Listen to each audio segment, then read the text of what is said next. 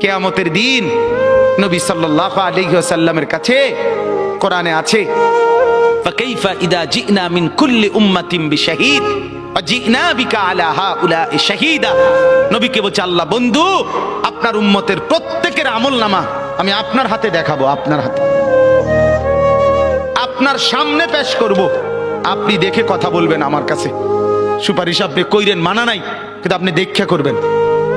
রাসূলুল্লাহ সাল্লাল্লাহু আলাইহি ওয়াসাল্লাম যদি হাসরের ময়দানে